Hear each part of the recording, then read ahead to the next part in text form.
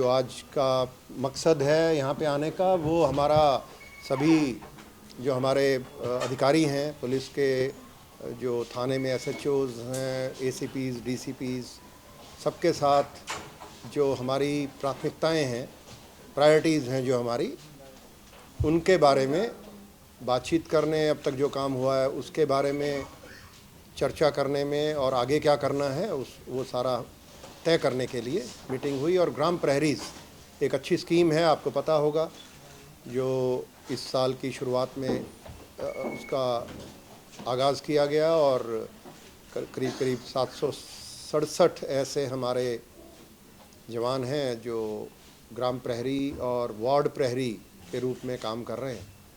और उन्होंने क्या, उनमें से बहुत सारे लोगों ने बहुत अच्छा काम पिछले कुछ समय में किया, तो उन सबको आज सम्मानित भी करना है था और वो सब किया। जिन लोगों ने बहुत अच्छे क्राइम यूनिट्स ने बढ़िया काम किया, उनको भी आज ऐसे करीब करीब 30 लोग, उनको मुझे मौका मिला सम्मानित करने का।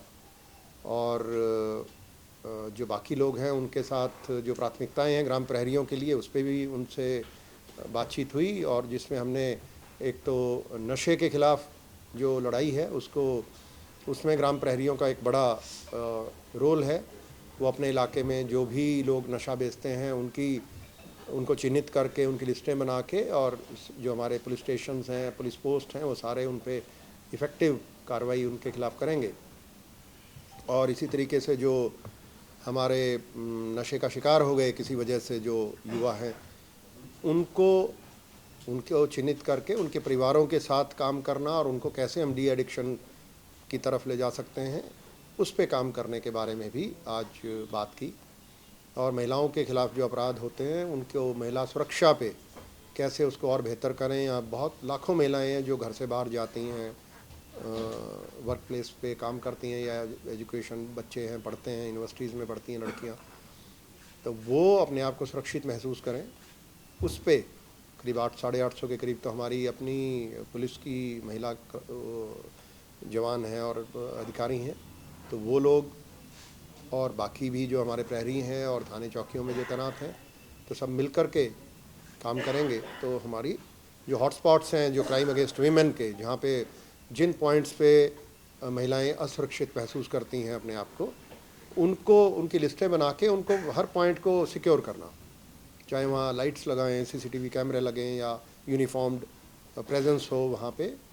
तो वो क्राइम, और फिर ट्रांसपोर्ट में बीच में काफ़ी काम हुआ, आपको पता चला होगा कि एक लेबलिंग करने का सिस्टम बनाया हमने, तो लेबल हर ऑटो पे अभी चल रहा है, क्योंकि यहाँ ज़्यादा संख्या है, बहुत जिलों में कंप्लीट हो चुका, तो हर ऑटो ड्राइवर का पूरा डेटाबेस, और जो हमारी जीपें चलती हैं और जो इस तरीके के व्हीकल्स हैं जिनको पब्लिक ट्रांसपोर्ट में इस्तेमाल किया जाता है, तो उनका पूरा डेटाबेस बना करके ड्राइवर्स, उनके मोबाइल नंबर, और उसको अंदर भी आगे पीछे भी लगाना और अंदर भी लगाना। अगर कोई लड़की ट्रैवल कर रही है, उसके साथ कोई बदतमीज़ी करता है, तो उसको पता है कि कौन ड्राइवर है, उसका मोबाइल नंबर क्या है। अगर वो फ़ोटो खींच के भी हमारे 112 पे भेजेगी, तो वो 8 मिनट का हमारा response time on an average है। और यहाँ तो क्योंकि हाईवे पे, सड़कों पे और कम होता है, तो 5-7 मिनट में ही हम वहाँ तक पहुँच पाएंगे। और नंबर है तो हमारे 112 के पास भी वो सारा डेटाबेस है। अब जो डेटाबेस कलेक्ट बन रहा है, ये 112 में भी रहेगा। हमारी जो इमरजेंसी रिस्पॉन्स सिस्टम है, तो वहाँ से भी कॉल करके ऐसे आदमी को तुरंत जो गलत हरकत करने की कोशिश करता है, तो उनको वहीं पे काबू आ जाएगा। एक फ़ोन से ही, एक कॉल से ही, तो ईआरवी को तो शायद जाने की भी आवश्यकता ना पड़े। तो वो एक महिला सुरक्षा में, जो ट्रांसपोर्ट में घर से वर्क प्लेस और वापस आने में जो महिलाओं को दिक्कतें होती हैं सुरक्षा से जुड़ी हुई, तो उसमें एक ये मेजर इशू है। ट्रांसपोर्ट का में थोड़ा इनसिक्योरिटी रहती है, परिवारों को भी टेंशन रहती है। आपको पता है, बच्ची घर से बाहर, महिला लड़कियां या लेडीज़ जाती हैं, तो थोड़ा परिवार को एक चिंता होती है। तो उसको हम टैकल करने के बाद, इसमें हमारा सारी फोर्स का, सबको मिलकर के काम करना है और एक ही दिशा में उसको लेके चलना है, तभी उसका इम्पैक्ट आएगा। तो ये सारी बातें हमने आज की हैं, और इस पे लेबलिंग का काम काफ़ी हुआ है। यहाँ पे बड़ा अच्छा काम हमारे सीपी साहब, उनकी पूरी टीम कर रही है। ट्रांसपोर्टर्स के साथ भी अब आफ्टरनून में मीटिंग रखी है हमने, और इसके अलावा एक हमारा फीडबैक का सिस्टम है, आपको पता होगा, वो पिछली मीटिंग में मैं आया था, पूरी स्टेट में हमने शुरू किया। अब हर कंप्लेनेंट जो भी आता है थाने चौकी में या कोई भी किसी भी माध्यम से हर समय पे कोई कंप्लेंट करता है या सीएम विंडो से या होम मिनिस्टर साहब को कंप्लेंट्स आती हैं, तो वो जब थाने चौकी में आके जब जांच होती है तो उसका 1 हफ्ते के बाद उसको कॉल करके फीडबैक सेल सबने बना लिए हैं अपनी, वो कॉल रिकॉर्डिंग भी करते हैं और उसकी सेटिस्फेक्शन के बारे में पूछा जाता है कि आप सेटिस्फाइड हैं या नहीं पूरी सेक्शन से। और मुझे खुशी है कि कंसिस्टेंटली गुड़गांव कमिश्नरेट में सेटिस्फेक्शन रेट ऑलमोस्ट 79-80% आती है। आपको पता है कि पुलिस में 2 पार्टियां होती हैं तो 100% नहीं हो सकती सेटिस्फेक्शन, कई बार गलत किस्म के लोग भी आ जाते हैं, पर मेजॉरिटी तो अच्छी है। मेजॉरिटी तो सज्जन लोग हैं, शरीफ लोग हैं समाज में, वो जब आते हैं तो 80% अगर ये कह रहे हैं कि वो सेटिस्फाइड है तो अच्छी बात है। तो एक अच्छा स्कोर है और जनरली सभी ज़िलों में ये अच्छा स्कोर आ रहा है।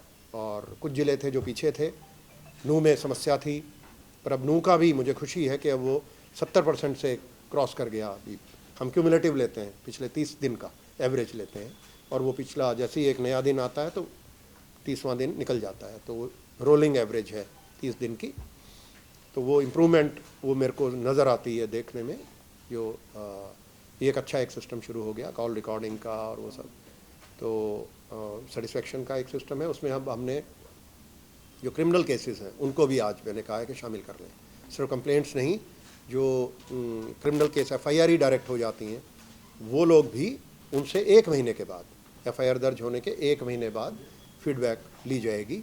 और ऐसे ही जो वेरिफिकेशंस है उसकी भी ले रहे हैं, पासपोर्ट की वेरिफिकेशन, नौकरियों के पे एक वेरिफिकेशन होती है और बहुत सारे और सर्टिफिकेट्स हैं, सेवाएं हैं जो पुलिस देती है। पुलिस क्लियरेंस सर्टिफिकेट चाहिए होते हैं लोगों को प्राइवेट सेक्टर में नौकरी के लिए, तो वो सारे लोगों से भी, ऐसे एप्लीकेंट से भी फीडबैक हम लेते हैं। तो वो ज़्यादातर ज़िलों में अब 100% पे आ गई है, वो 100% है, गुड़गांव की भी 100 है। कोई 1-2 ही ज़िले हैं जहाँ थोड़ी, क्योंकि रोलिंग एवरेज है, वो पहले वाला कम था तो उसकी वजह से अब जो है हर रोज़ अब सारे डाउन द लाइन मैसेज बहुत क्लियर है कि फ़ीडबैक ली जाएगी, तो वो एक अच्छा नतीजा निकला। तो फीडबैक का सिस्टम बन गया। क्राइम अगेंस्ट वीमेन पे, नशा मुक्त वाले काम पे हम अच्छा काम हुआ है और बहुत सारी और इन्वेस्टिगेशन में सुधार जो होने हैं उनमें इन्वेस्टिगेशन और लॉ एंड ऑर्डर को सेपरेट करना, उस पर भी काम शुरू हुआ है। तो काफ़ी काम उसमें काफ़ी ज़िलों ने किया है और यहाँ भी हुआ है गुड़गांव में। तो ग्राम प्रहरी का जो सिस्टम मैंने बताया, उन्होंने भी आज 25 लोगों को मुझे मौका मिला सम्मानित करने का। इसका मतलब अच्छा काम शुरू हो गया है, इसको और गति देनी है। तो कुछ हमारी समस्याएं जनरल क्राइम की हैं, क्राइम और क्रिमिनल्स जिनसे परेशानियां होती हैं पब्लिक को, तो वो मुझे खुशी है बताते हुए कि क्योंकि हम बहुत साल के बाद मैं पुलिस में वापस आया और एक जनरल इम्प्रेशन जो अखबारों के माध्यम से मिलता है, ऐसे लगता है जैसे बहुत क्राइम हो, लेकिन मैं आपके साथ शेयर कर सकता हूं कि मुझे 10 ही मिनट लगते हैं सुबह जब वो क्राइम से ट्रिप आती है पूरी स्टेट की। तो मैं जो भी सीरियस क्राइम होता है उस पर मैं बात करता हूँ। SP और पुलिस कमिश्नर जो हैं, जो संबंधित ज़िले के, मुश्किल से 2 या 3 कॉल करनी पड़ती है मुझे रोज़, एवरेज 2 की भी नहीं आती। तो रेयर कभी है जब कोई ऐसा संगीन अपराध होता है जिसके लिए मुझे ज़िले के SP या CP से बात करने की आवश्यकता हो। तो बाय एंड लार्ज ये समझ में आया कि पीसफुल हमारा स्टेट है। समस्या साइबर क्राइम की है बहुत बड़ी, तो वो बड़ी समस्या है, उस पर हमने युद्ध स्तर पे काम किया, बहुत अच्छे से उसको टैकल किया, शुरू किया है, अच्छे रिजल्ट आए अभी तक। तो हमारी जो पैसा चला जाता है, अगर वो गोल्डन आवर में आ जाए, हमारे पास कंप्लेंट आती है जो 1930 1930 एक, आपको पता है कि नेशन वाइड हेल्पलाइन है वो साइबर क्राइम की, अगर उस पर टाइमली हमारे पास इंफॉर्मेशन आ जाती है तो जो एक तो वहाँ पे हमने वो बैक एंड पे 112 से वो इंटीग्रेटेड है, आपको पता होगा 112 पे भी कॉल कर सकते हैं, 1930 पे वो एक ही सेंटर पे जाती है और वो एक बहुत मेजर फैसिलिटी है। ये ऑफिस की बिल्डिंग आप देखते हैं तो इससे काफ़ी बड़ी और मॉडर्न और एक मेजर, जैसे हमारे state of the art call centre होते हैं उस पैटर्न पे बनी हुई है, पंचकुला में है। और वहाँ पे बहुत ही सिलेक्टेड हमारे लोग हैं जो काम करते हैं, और वो बात करके जब ऐसी कॉल आती हैं तो उसको सारे को नेशन वाइड जो हमारा एक पोर्टल है, जो साइबर क्राइम का नेशनल पोर्टल है, उस पर वो अपलोड करते हैं सारी इन्फॉर्मेशन, और उससे सारे बैंक्स इंटीग्रेटेड हैं, तो बैंकों को चली जाती है। बैंक फर्स्ट लेवल जो पैसा अगर उससे निकल गया, सेकंड लेवल पे गया है, तो जो बेनिफिशियरी अकाउंट है वो सारा ब्लॉक करते चले जाते हैं। तो ब्लॉकिंग की परसेंटेज हम करीब 3 गुना हमारी हो गई है, जो पिछले करीब 2-2.5 महीने में हमने मैन पावर वहाँ डबल कर दी उस 1930 हेल्पलाइन की। इंसिडेंट मैनेजर्स बढ़ा दिए सब्सटेंशली, और अच्छी बात ये हुई कि हमने बैंकों से बात की। हमारे बैंक्स कुछ आ चुके हैं हमारे साथ, उनके नोडल अफसर अब हमारे साथ ही बैठते हैं, उसी टीम का हिस्सा बन गए वो। पहले था कि हम उनको कॉल करते थे, हमारे इंसिडेंट मैनेजर कॉल करके उनको रिक्वेस्ट करते थे, जी ये बुक बंद कर दो, ये अकाउंट को फ्रीज़ कर दो, ये पैसा रोक दो, और फिर छुट्टी वाले दिन वो अवेलेबल नहीं होते थे, शाम को अवेलेबल नहीं होते थे। अब वो दिक्कतें हल होती जा रही हैं। कुछ बैंक हमारे आ गए हमारे साथ, कुछ आरबीआई में भी हमने, reserve bank of India governor के साथ एक मीटिंग हुई, तो उसमें भी हमने अपने जो उनके रीजनल डायरेक्टर हैं आरबीआई के चंडीगढ़ में, उनके साथ भी मीटिंग्स रखी। एमएचए में हुई meetings, ministry of home affairs. I4C है इंडियन जो हमारा साइबर क्राइम कोऑर्डिनेशन सेंटर है, I4C, एक सीनियर IPS ऑफिसर उसके हेड हैं, वो पूरे देश का देखते हैं, तो उनके साथ भी कोऑर्डिनेशन बहुत अच्छा हुआ है।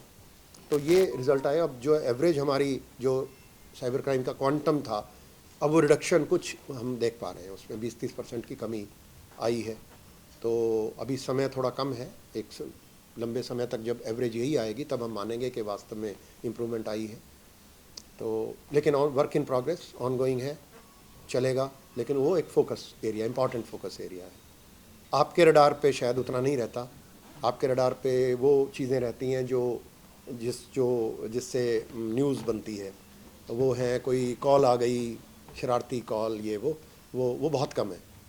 पीछे मैंने 1-1.5 महीना यही स्टडी किया कि मैं ये देखूं कि कॉल हैं कितनी, तो मुझे समझ में आया कि पूरी स्टेट में महीने में 10 भी नहीं होती। तो या तो लोग हमारे पास आ नहीं रहे या वो कॉल इतनी है। तो लेकिन मुझे अगर ये भी मान लें कि उससे 3 गुना है जो नहीं आते, तो भी वो 30-40 ही हैं। और जब साइबर क्राइम की बात करें तो 1200 के करीब कॉल 1930 पे रोज़ आ रही हैं, और उनमें 200-250 कॉल हैं जो एक्चुअली पैसा जहाँ निकल जाता है, बेवकूफ़ बना के वो एक तरह से लूट है जो चल रही है।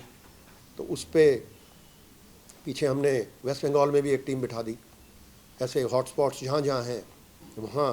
अभी गुड़गांव की भी एक टीम है जो किसी स्टेट में बैठी है, कौन से स्टेट में हमने भेजी है, झारखंड में इनकी टीम गई हुई है। कुछ अलग अलग डिस्ट्रिक्ट से ऑन रोटेशन बेसिस हम करते हैं। तो आइडिया ये है कि भाई जहाँ से भी कॉल हमें आएंगी, हरियाणा के सिटीजन्स को, हरियाणा के रेजिडेंट्स को, हम उस स्टेट में ही जाके वहाँ पे ही प्रेजेंस अपनी रखेंगे, और मकसद ये है कि डेटरेंस बनाना है ताकि लोगों को अपराध का शिकार ना होना पड़े। ये एक ऐसी चीज़ है जो टेक्नोलॉजी की मदद से वो एक तरह से ठगी है जो उसका ज़रिया बदल गया।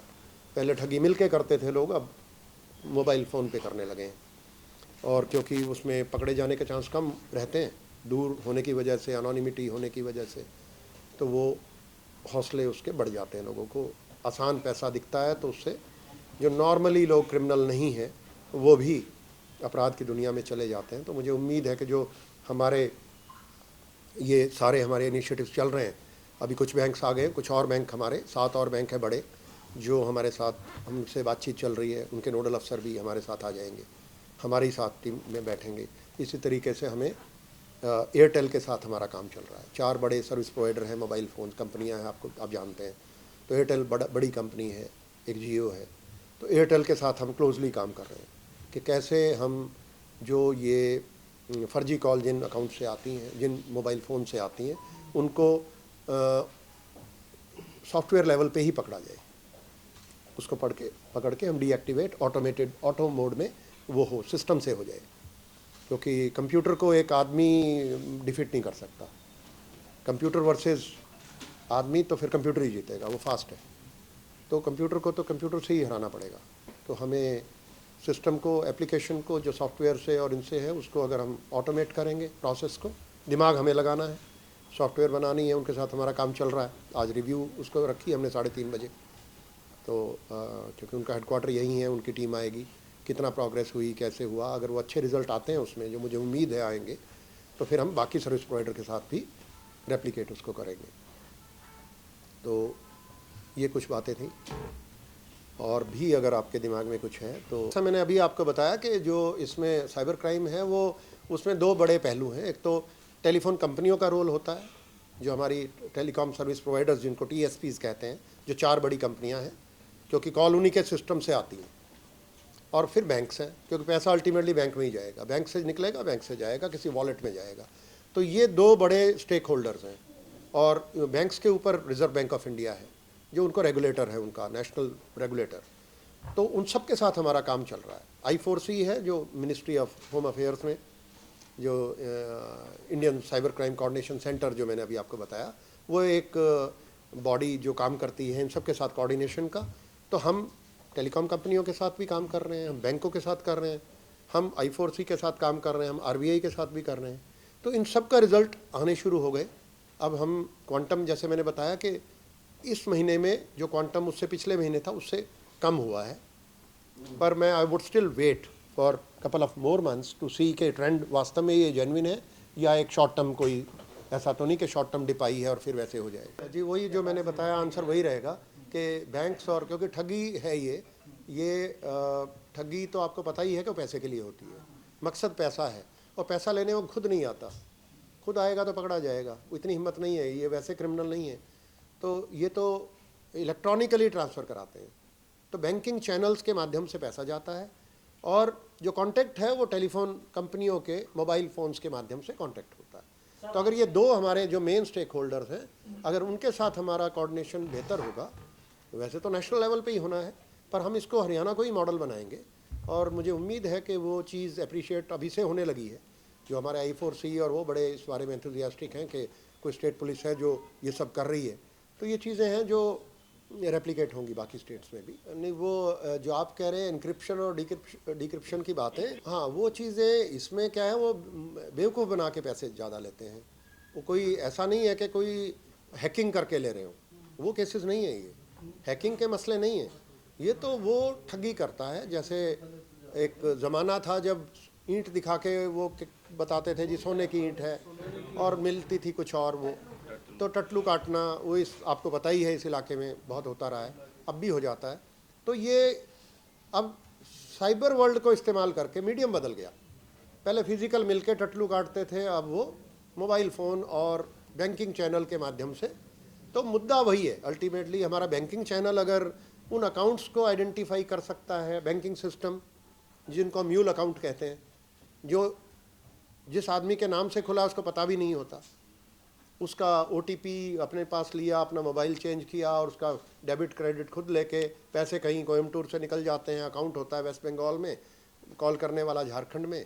तो वो इस तरीके से ऑपरेट होता है कि फिर पुलिस के लिए, क्योंकि हम जुरिस्डिक्शन से बंधे हुए हैं, इस पे तो हमने क्या है कि ये बिल्कुल, क्योंकि अब वो आप ACB पे आ गए, और जहाँ तक करप्शन का सवाल है, इस पे मैं स्पष्ट कर दूं कि जो एंटी करप्शन ब्यूरो है हर स्टेट में है, और इनकी स्ट्रेंथ जो होती है, हरियाणा में करीब 400 लोग हैं, कांस्टेबल से लेके DG तक। तो 400 लोग, और जो गवर्नमेंट मशीनरी है करीब 4 लाख की है। तो ये उम्मीद करना कि वो 400 लोग 4 लाख लोगों पे निगाह रख पाएंगे, वो एक डेटरेंस के लिए होते हैं। हमेशा ही जो प्राइमरी रेस्पॉन्सिबिलिटी है करप्शन हटाने की, वो जो डिपार्टमेंट के हेड ऑफ़ द डिपार्टमेंट, उनके एडमिनिस्ट्रेटिव सेक्रेटरी, और जो उससे जुड़े हुए मिनिस्टर हैं, उनकी ही प्राइमरली रहेगी। जैसे पुलिस की अगर बात करें, पुलिस में भ्रष्टाचार रोकने की सबसे बड़ी जिम्मेदारी इनकी और मेरी है। हम ये उम्मीद करें कि एक 20 आदमियों की स्ट्रेंथ का एक जो छोटी सी यूनिट बैठी है एंटी करप्शन ब्यूरो की, यहाँ पे अगर 25 से ज़्यादा आदमी नहीं होंगे, अगर आप जाके मिलेंगे उनसे, अगर ये उम्मीद करें कि 6000 7, और यहाँ के होमगार्ड SPO मिलाएं तो 8000 हैं पुलिस वाले। अर्बन लोकल बॉडीज़ की आपने बात की, तो वो भी 1000, 2000, 5000 से कम नहीं होंगे। सफाई कर्मचारी मिला लें तो 10-15 हज़ार हो जाएंगे, और अगर गुड़गांव में पूरा सरकारी तंत्र मिलाएं तो 50-1000 होंगे। 50 नहीं तो 20-30-40 हज़ार तो होंगे। उन 40,000 लोगों को 20-30 आदमी बैठ के, जिनको अपना ही काम, सरकार से इंक्वायरियाँ आती हैं बहुत सारी, एक एक इंक्वायरी में इतना काम करना पड़ता है। अगर ये आ जाए कि सारे स्कूलों को चेक करो वहाँ झूले ठीक लगे या नहीं लगे, छोटी सी बात लगेगी आपको, पर फिर उसके लिए जब वो लोग निकलते हैं तो अगर 100 स्कूल हैं और 100 स्कूल में जाके उन झूलों की मेजरमेंट कराने बैठे और उन पर हर एक पे अगर 3-3 लोगों के भी बयान लिखने हो तो 300 लोगों की स्टेटमेंट लिखना वो 300 स्टोरी करने के बराबर है, जो शायद आप पूरे महीने में करते होंगे या 2 महीने 3 महीने में करते होंगे। तो अनड्यू एक्सपेक्टेशन लाइफ में नहीं रहनी चाहिए, कभी भी अपेक्षाएं न्यायोचित होनी चाहिए, उतनी हो जितनी सही है। हाँ, तो हाँ, मिल नहीं पाते, ये जिम्मेदारी उस विभाग का जो वहाँ पे अफसर बैठा है। हमारे लिए हम डिस्टिंग्विश नहीं करते, कोई भी ज़िला हमारे लिए छोटा है बड़ा नहीं है। भ्रष्टाचार भ्रष्टाचार है, उसके लिए एक हेल्पलाइन नंबर है हमारा, वो मैं आपके माध्यम से आपसे सबसे रिक्वेस्ट करूंगा कि उसको ज़रूर आप पॉपुलराइज करें, आपको भी पता हो। और कोई आदमी आता है तो उसको शिकायत तो ज़रूर करनी चाहिए, पर वो एक बार ये ज़रूर उसको गाइड करें कि ये टोल फ्री नंबर ट्राई करके देख भाई, अगर इंफॉर्मेशन स्पेसिफिक होनी चाहिए और सबूत होना चाहिए, बिना सबूत के हम नहीं करते कुछ। ये मुद्दा यही था आज, एक मेजर मुद्दा। और आज हम एक और हमने यहाँ पे एक बड़ा अच्छा इनिशिएटिव सीपी साहब और उनकी टीम ने किया, और कुछ और पुलिस कमिश्नरेट फरीदाबाद, सोनीपत, उन लोगों ने भी इकट्ठे करके कॉरपोरेट जो हमारी कंपनियां हैं, ये तो शहर कंपनियों का शहर है, तो उनके साथ एक अच्छा इनिशिएटिव बन के निकल रहा है। तो उसमें काफ़ी सारी 20-25 अपनी यहाँ कितनी है, 25 के करीब तो गुड़गांव बेस्ड भी हैं, बड़ी बड़ी कंपनियाँ, मारुति भी हैं, और ये अमेज़ॉन, गूगल और बहुत सारी हैं, जियो, एयरटेल, ऐसी बहुत सारी, नगारो है, बहुत सारे नाम हैं। तो वो उनमें सैकड़ों महिलाएं काम करती हैं। तो हमारा उनके साथ विमेन सेफ्टी पे, ड्रग्स पे, रोड सेफ्टी पे और साइबर क्राइम पे, ये 4-6 एरियाज़ हम अभी कर रहे हैं आइडेंटिफाई कि उनके साथ हमने क्लोजली काम करना है। तो एक MOU हमारा साइन हो रहा है, तो इनके साथ साइन होगा, और फिर उसमें हम एक नॉन प्रॉफिट बॉडी भी बना रहे हैं उत्कृष्ट के नाम से। वो होने के बाद फिर हम क्या करेंगे कि उनमें जो महिलाएं हैं, क्योंकि डायरेक्ट वो पुलिस के पास आने में थोड़ा हेजिटेशन होती है, लेकिन अपने मैनेजमेंट के थ्रू आ पाएंगी। तो मैनेजमेंट जो है वो जब उनकी अपनी MD और उनके जो डायरेक्टर्स हैं, GM, दूसरे मैनेजर हैं, सीनियर लोग, वो जब साथ बैठेंगे, और हमारे पुलिस के जो पुलिस पोस्ट इंचार्ज हैं, SHO हैं, वो भी आएंगे, और वो 200, 400, 500 कॉल सेंटर में हज़ार महिलाएं भी होती हैं, तो वो बैठेंगी। तो उनसे हमने अपनी 112 वाला काम करना है कि वो अपनी ऐप हमारी डाउनलोड कर लें। एक हमने ट्रिप मॉनिटरिंग का भी एक शुरू किया है, तो उसको पॉपुलराइज करना है हमें, ट्रिप मॉनिटरिंग।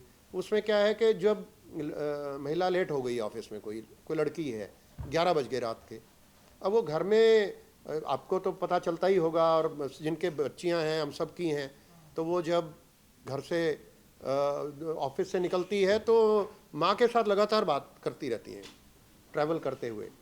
तो वो चीज़, ट्रिप मॉनिटरिंग का काम हमने इसमें शुरू किया कि भाई हम 112 में अगर वो हमारी ऐप उसने डाउनलोड कर ली और रिक्वेस्ट अगर कर ली कि आज मैं ऑफिस में लेट हो रही हूँ और 11 बजे निकल के और 11:30 पहुँचना है, तो आधे घंटे में वो 112 पे अगर रजिस्टर कर दिया, एक लिंक है उस पर उसने रजिस्टर कर दिया, सिस्टम सिंपल है, तो वो करके तो ये कॉल करेगा, कॉल बैक आएगी 11:30 बजे कि भाई आप ठीक पहुँच गए या नहीं, एक कॉल ही है।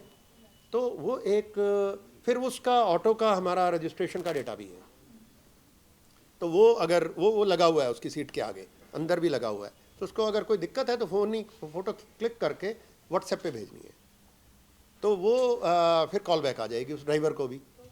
नहीं, अंदर इसीलिए लगवाई है वो कि अंदर तो कॉल का लगेगा, क्योंकि आप उसमें क्या है, नहीं ऐसा है कि एकदम से ऐसे केसेस हमने, ऐसा लकीली हरियाणा ऐसा इतना अनसेफ नहीं है कि कोई बहुत सारे ऐसे केसेस होते हों, लेकिन हाँ वो डर बिठाना है बेसिकली उसको।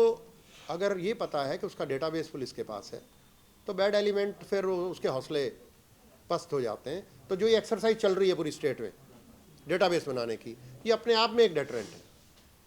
तो जो परसेंटेज, जिस टेंडेंसी जो होती है गलत हरकत करने की, अगर वो 100 लोगों में है तो 100 में से 50-60 तो इसी से ही डेटर हो जाते हैं कि भाई ये नहीं करना, तेरी फ़ोटो खींची हुई है। तो वो जिस बैकग्राउंड से आ रहे हैं वहाँ फ़ोटो खींचना, पुलिस ने फ़ोटो खींच रखी है वो, और अंदर भी लगी है, कौन है, उसका नाम है, अनोनिमस नहीं है वो ड्राइवर, और पीछे भी और आगे भी है। तो अगर महिला ने किसी वजह से उसको बैठते हुए खींच ले, अगर समय नहीं होता बैठते हुए, ऑटो तो जैसे रुकता है तो 10-20 सेकंड ही होते हैं, लेकिन अंदर समय मिलता है, ट्रिप मॉनिटरिंग फ़ोन से होगी भाई। जब हमें पता है कि ये एक जो हमारे क्लाइंट हैं जो हमारी सेवा चाहते हैं, ट्रिप मॉनिटरिंग लड़की चाहती है, तो एक कॉल ही करनी है। अगर 4 घंटे की है ट्रिप तो वो एक कुछ समय के बाद कॉल कर लेंगे कि आप ठीक हैं, इतना ही बहुत होता है। अगर नहीं किसी वजह से कांटेक्ट हुआ तो फिर उसको उसकी लोकेशन भी आती है। इतने में बता रहा हूँ, अगर हम ये कर पाएँ तो I will be very happy. उस पर तो बहुत सारा काम है, बहुत सारी इन्वेस्टिगेशन हमारे CPs और जो SPs हैं वो कर रहे हैं, क्योंकि एज DGP मेरा काम अपील्स आती हैं पनिशमेंट्स के बारे में, तो इनिशियल स्टेज पे इन्वॉल्व नहीं होते हम।